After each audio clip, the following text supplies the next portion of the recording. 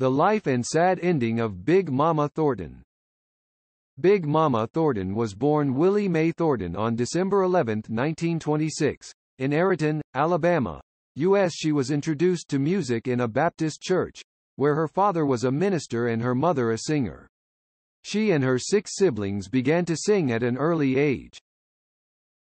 The girl we follow together has a difficult and emotionally deprived childhood. Such a young age needed love to cover her, but her mother passed away when she was young. Her mother died young, and Willie Mae left school and got a job washing and cleaning spittoons in a local tavern. In 1940 she left home and, with the help of Diamond Teeth Mary, joined Sammy Green's Hot Harlem Revue and was soon billed as the new Bessie Smith. Her musical education started in the church but continued through her observation of the rhythm and blues singers Bessie Smith and Memphis Minnie, whom she deeply admired. Thornton's career began to take off when she moved to Houston in 1948. A new kind of popular blues was coming out of the clubs in Texas and Los Angeles, full of brass horns, jumpy rhythms, and wisecracking lyrics. In 1951 she signed a recording contract with Peacock Records and performed at the Apollo Theater in 1952. Also in 1952, while working with another Peacock artist Johnny Otis, she recorded Hound Dog, the first record produced by its writers Jerry Leiber and Mike Stoller.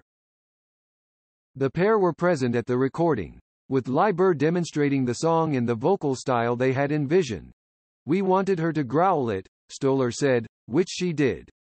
Otis played drums after the original drummer was unable to play an adequate part.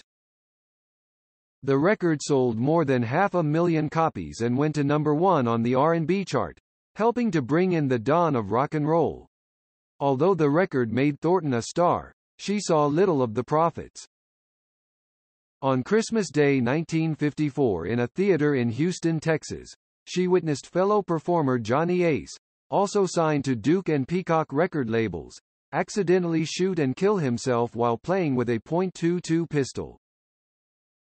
Thornton continued to record for Peacock until 1957 and performed in R&B package tours with Junior Parker and Esther Phillips. Thornton's success with Hound Dog was followed 3 years later by Elvis Presley recording his hit version of the song. His recording at first annoyed Leiber, who wrote, "I have no idea what that rabbit business is all about. The song is not about a dog, it's about a man, a freeloading gigolo." But Elvis' version sold 10 million copies, so today few fans know that Hound Dog began as an anthem of black female power. Similarly, Thornton originally recorded her song Ball and Chain for Baytone Records in the early 1960s, and though the label chose not to release the song, they did hold on to the copyright, which meant that Thornton missed out on the publishing royalties when Janis Joplin recorded the song later in the decade. However, in a 1972 interview, Thornton acknowledged giving Joplin permission to record the song and receiving royalty payments from its sales. As her career began to fade in the late 1950s and early 1960s, she left Houston and relocated to the San Francisco Bay Area, playing clubs in San Francisco and LA and recording for a succession of labels, notably the Berkeley-based Arhoolie Records. In 1965, she toured with the American Folk Blues Festival in Europe, where her success was notable because very few female blues singers at that time had ever enjoyed success across the Atlantic. While in England that year, she recorded her first album for Arhoolie, Big Mama Thornton in Europe. It featured backing by blues veterans Buddy Guy, Fred Below, Eddie Boyd, Jimmy Lee Robinson, and Walter Shaky Horton, except for 3 songs on which Fred McDowell provided acoustic slide guitar. In 1966, Thornton recorded her second album for Arhoolie, Big Mama Thornton with the Muddy Waters Blues Band 1966, with Muddy Waters, Sammy Lawhorn, James Cotton, Otis Spann, Luther Johnson, and Francis Clay. She performed at the Monterey Jazz Festival in 1966 and 1968. Her last album for Arhoolie, Ball and Chain, was released in 1968. It was made up of tracks from her two previous albums, plus her composition Ball and Chain and the standard Wade in the Water. A small combo, including her frequent guitarist Edward B. Houston, provided backup for the two songs. Janis Joplin and Big Brother and the Holding Company's performance of Ball and Chain at the Monterey Pop Festival in 1967 and the release of the song on their #1 album Cheap Thrills renewed interest in Thornton's career. By 1969, Thornton had signed with Mercury Records, which released her most successful album, Stronger Than Dirt, which reached number 198 in the Billboard Top 200 record chart. Thornton had now signed a contract with Pentagram Records and could finally fulfill one of her biggest dreams. A blueswoman and the daughter of a preacher, Thornton loved the blues and what she called the good singing of gospel artists like the Dixie Hummingbirds and Mahalia Jackson. She had always wanted to record a gospel record, and with the album Saved, she achieved that longtime goal. The album includes the gospel classics Oh, Happy Day, Down by the Riverside, Glory, Glory Hallelujah, He's Got the Whole World in His Hands, Lord Save Me, Swing Low, Sweet Chariot, One More River and Go Down Moses. By then, the American blues revival had come to an end. While the original blues acts like Thornton mostly played smaller venues, younger people played their versions of blues in massive arenas for big money. Since the blues had seeped into other genres of music, the blues musician no longer needed impoverishment or geography for substantiation. The style was enough.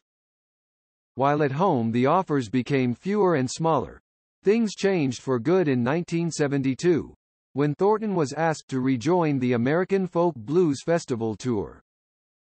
She thought of Europe as a good place for herself, and, with the lack of engagements in the United States, she agreed happily.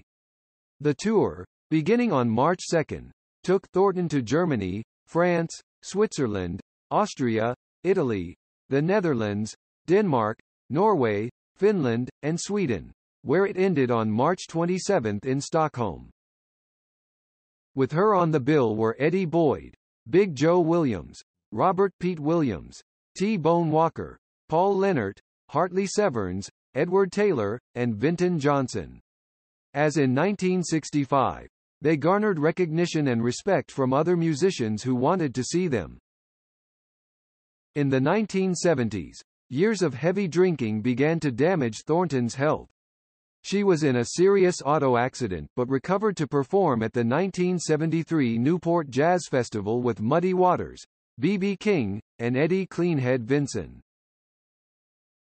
Thornton's last albums were Jail and Sassy Mama for Vanguard Records in 1975. Other songs from the recording session were released in 2000 on Big Mama Swings. Jail captured her performances during mid-1970s concerts at two prisons in the northwestern United States.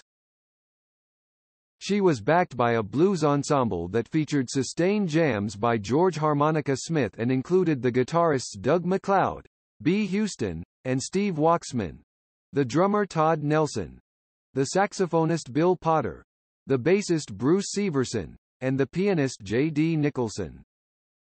She toured extensively through the United States and Canada, played at the Juneteenth Blues Fest in Houston, and shared the bill with John Lee Hooker.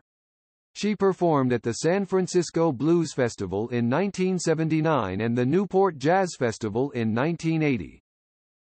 In the early 1970s, Thornton's sexual proclivities became a question among blues fans.